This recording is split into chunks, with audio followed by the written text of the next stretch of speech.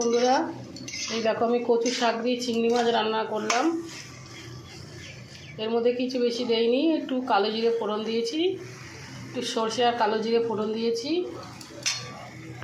শুভ সকাল বন্ধুরা, এই দেখো বাজার থেকে আজকের গাংমোড়ালা মাছ নিয়ে এসছে।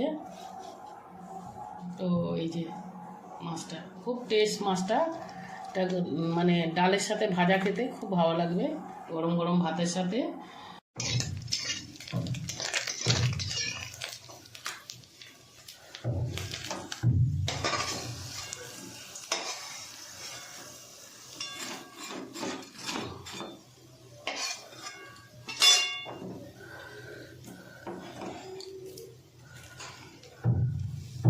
আমি খাবার নিয়ে বসে পড়লাম। এই যে এখানে আম দিয়ে ডাল বানিয়েছি, এখানে এই যে কচু শাক রান্না করেছি, এখানে এই যে কাঁচকলা আর আলু ভাজা করেছি, চিংড়ি মাছ দিয়ে কচু শাক রান্না করেছি এখানে। আর এইখানে এই যে কাতলা মাছের তেল দিয়ে আলু দিয়ে ভাজা করেছি পেঁয়াজ দিয়ে। আর এইখানে এই যে মাছ ভাজা করেছি।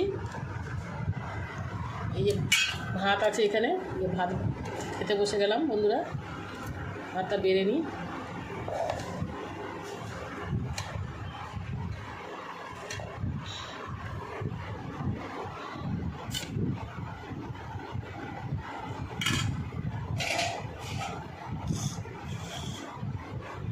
তো বন্ধুরা এই যে ভাত বেড়ে নিলাম, খেতে বসবো বন্ধুরা। ভিডিওটা ভালো লাগলে আপনারা লাইক শেয়ার কমেন্ট করে দেবেন, সাবস্ক্রাইব করে দেবেন বন্ধুরা। তো নমস্কার বন্ধুরা।